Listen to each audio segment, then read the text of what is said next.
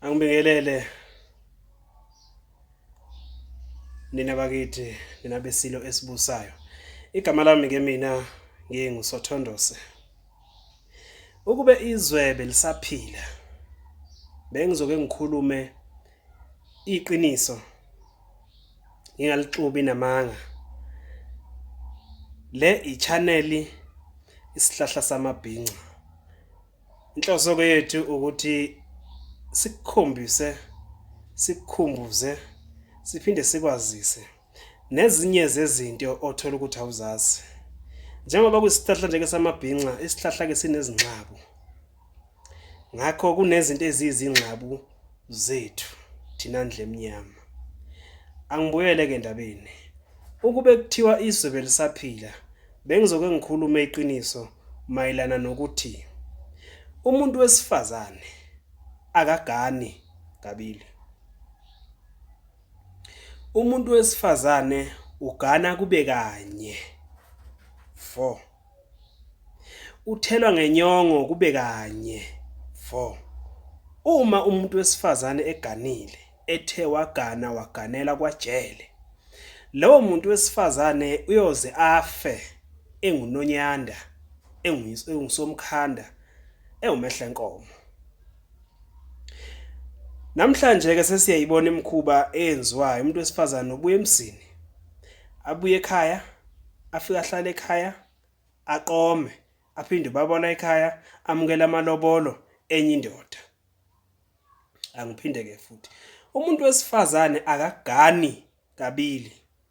Ugana kube kanye, ziwushaya agcace, kube kanye, ukhuphuka kanye umthimba kumuntu wesifazane.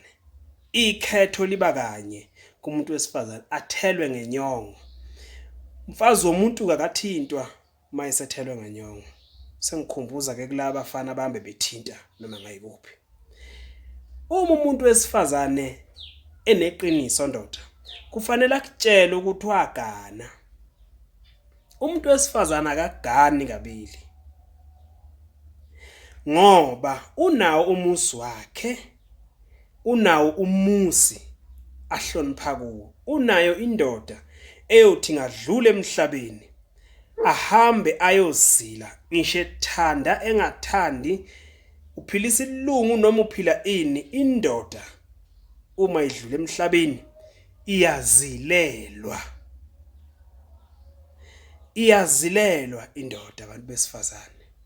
Indoda yakho owayikhetha, wayivuma phambi kwephoyisa lenkosi, wathi yebo ngiyamthanda, leyo ndoda ukuvuma kwakho kusho ukuthi usiyomsilela ekufeni kwakhe.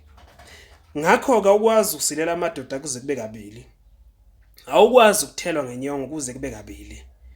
Nani bobaba anikwazi ukumukela inkomo kuze kube kabili. Uma umuntu wesifazane ezolotsholwa okwesibili, uma ngabe exoshiwe emzini wakhe, lezo nkomo mazifika lapha ekhaya kubo kwalo wesifazane, kufanele owakulelo khaya lelo, omdala, ubaba, ubhuti, umalume, ugogo noma umkhulu, lezo nkomo abayitshela ukuthi lona ngumfazi wakwajele.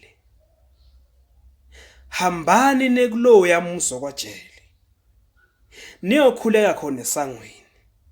Yiba sebeyobe benikhombisa indlela ukuthi iyapi, ikakhulukazi mayexoshiwe ekhaya noma emendweni.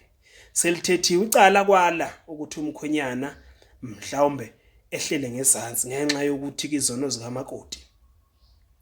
Lokho ke sekukuba ukuthi babonisana kanjani, ngoba umakoti usekhethe ukuqhubekela phambili nempilo. Futhi naye umkhwenyana afuna abuzwe ukuthi njengoba umxosha nje la ekhaya, uthini?